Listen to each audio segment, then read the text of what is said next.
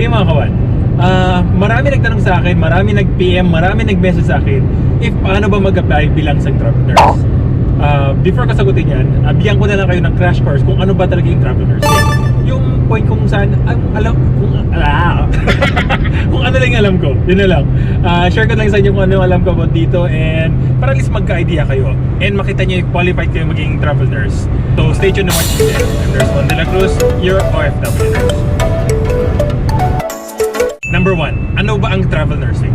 Travel nursing mga kawan, ginawa yung concept na to para pang fill up ng mga gap ng parang shortages sa mga hospital, sa mga nurses. Para siyang temporary work lang na nagko-cover ka lang doon sa part kung saan nakulangan ng hospital na yun. Ang kaiba lang dito mga kawan is yung training period talaga dito ay talagang maiksi lang. Usually 1 day lang or 2 days lang.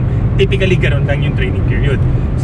So ibig sabihin, bagong hospital, you have to learn everything in 1 day. So kailangan experience ka talaga. Kaya malaking sweldo mo kasi isa to sa mga reasons na yun. And ang main purpose dito kasi kukuha na lang sila ng temporary replacement. Kailangan nila na functioning agad, like yung agad-agad, which like 1 day agad-agad, okay na, safe na agad mag-provide ng nursing care.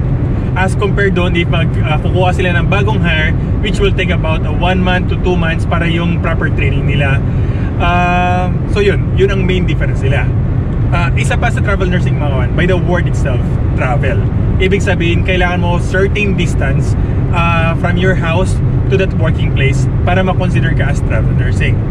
Most of the travel agency mga kawan is nagre-require talaga ng at least 50 miles away from your current place versus doon sa place na pag-workan mo bilang isang travel nurse. Usually ganun yung sinasabi nilang 50 miles. Sabihin mo based sa IRS or doon sa tax things, yung kung saan ma-qualify ka doon sa stipends, kailangan makapag-provide ka ng resibo or duplicate of expenses. So big sabihin, nagbabayad ako ng apartment dito sa place ko ngayon, tapos sa bagong workplace ko ngayon, magbabayad din ako ng isa pang place kung saan ako nagstay.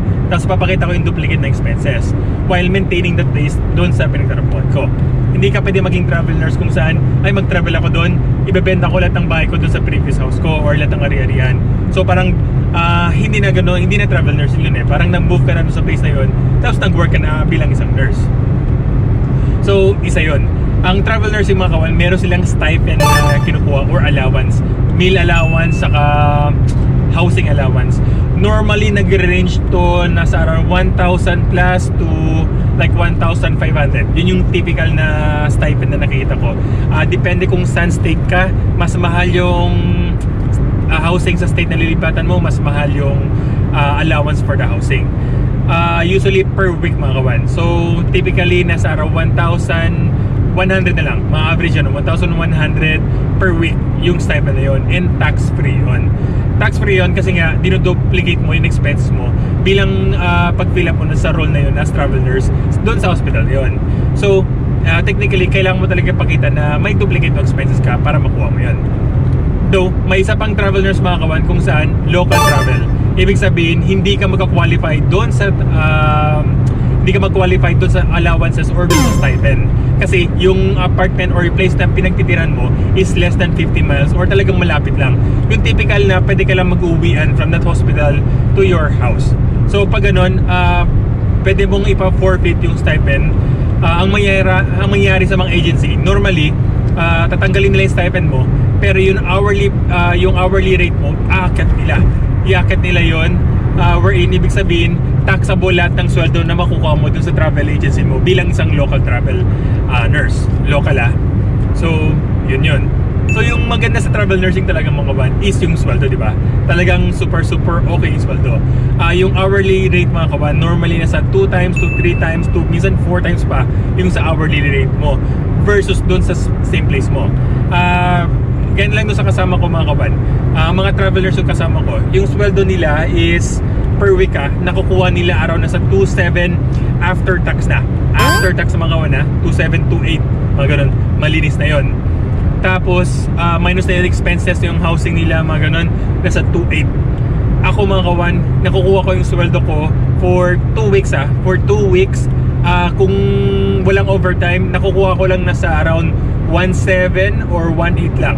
Ganun lang yung sweldo ko without overtime yun.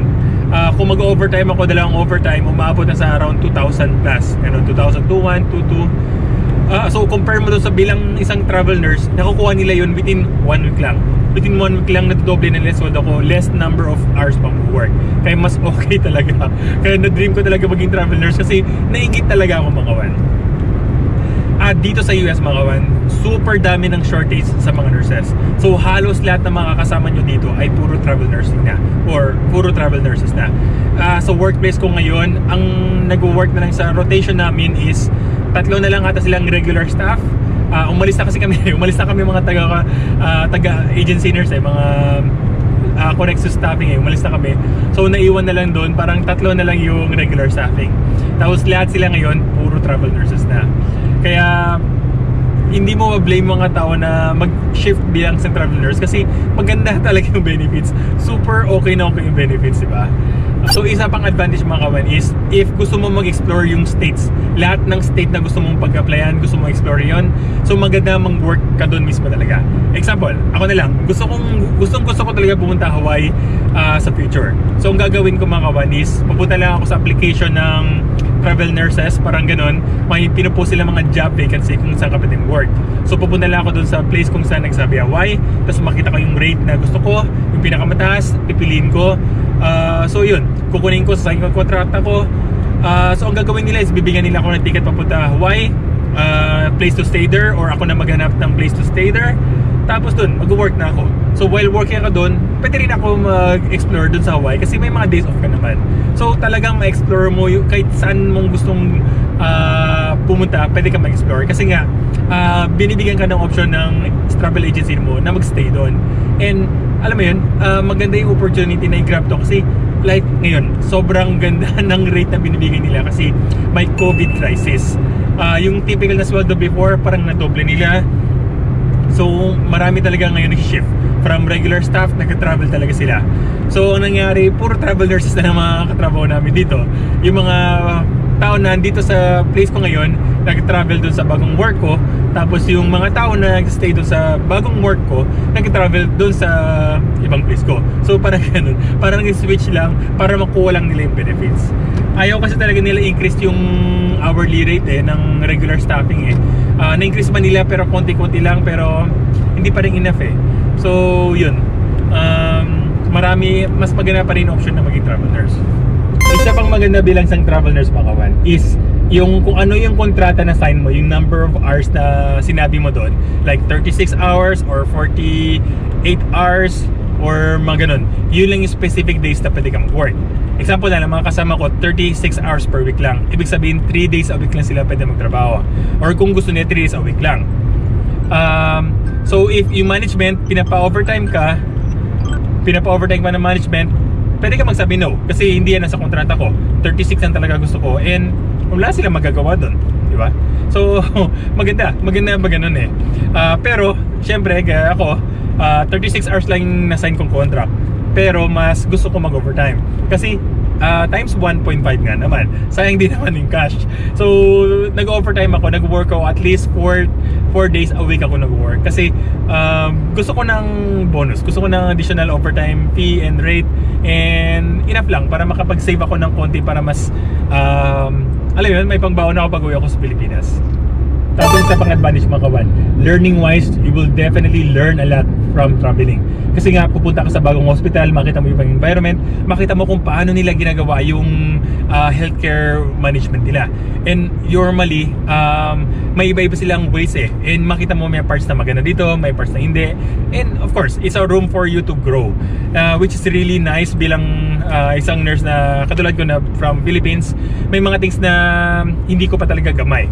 Akala ko na yun na yun sa pinag-workan ko. Pagpunta ko dito, may mga iba pa silang management, which is really nice, which is really intriguing for me kasi gusto ko matuto pa.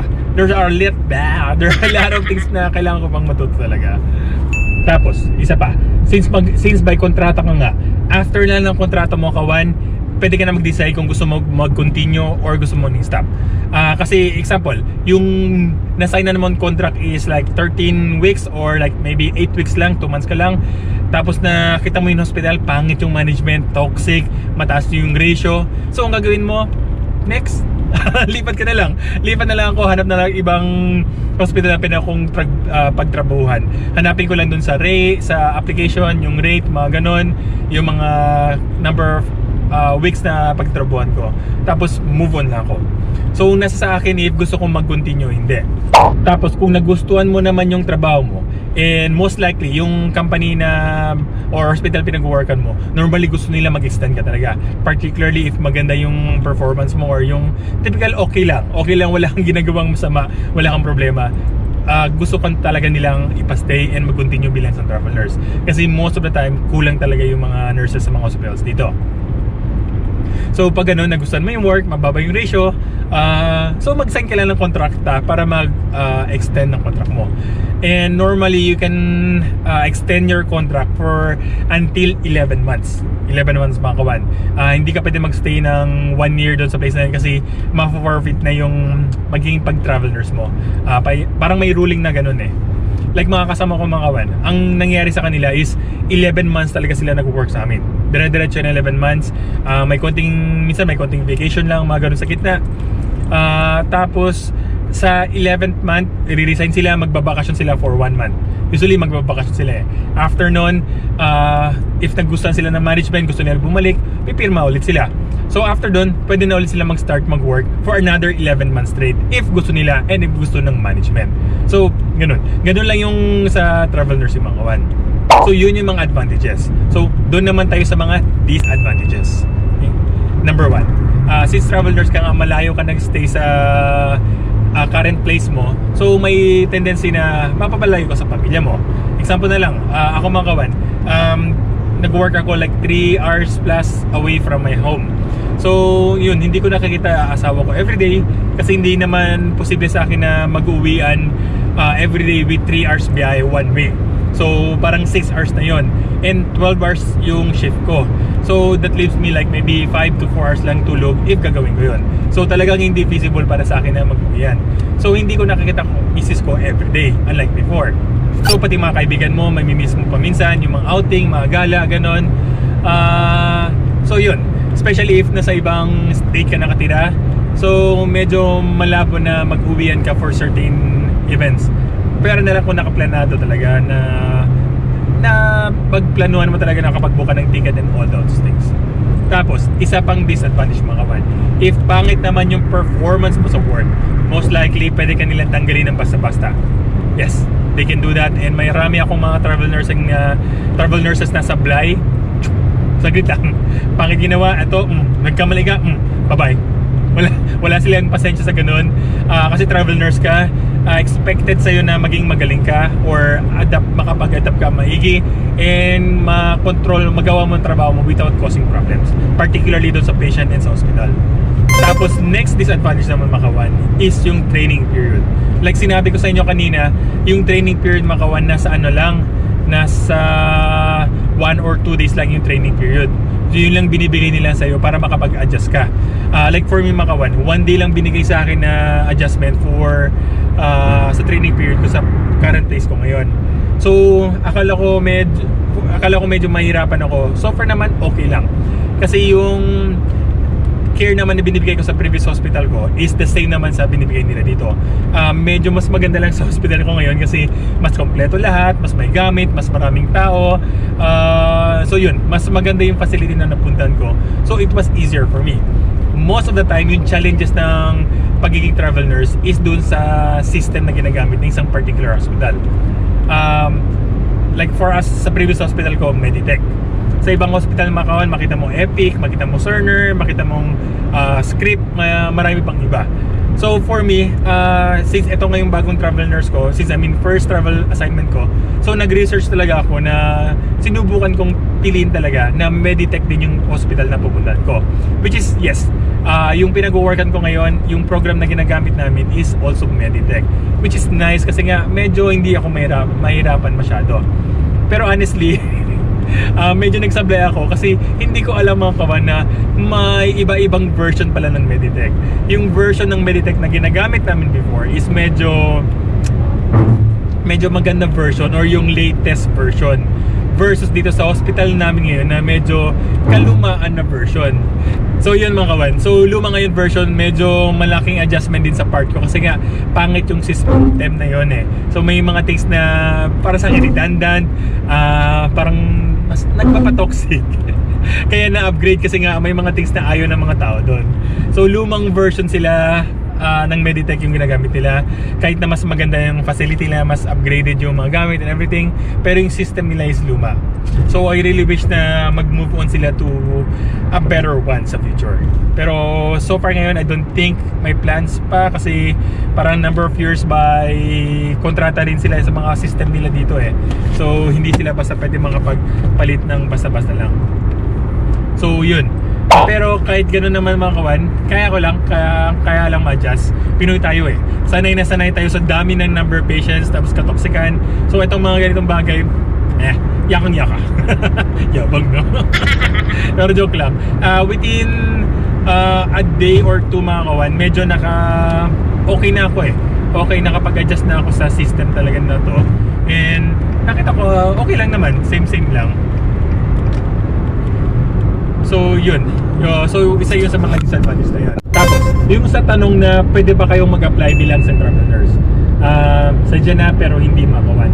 Kasi lalo dun mga galing sa Pilipinas, hindi pa kayo pwede na from Philippines diretsong travel nurse. Kasi ang requirement nila bilang sa travel nurse makawan is at least 1 year US experience. At least 1 year. Typically yun ang hinihingi nila, 1 to 2 years.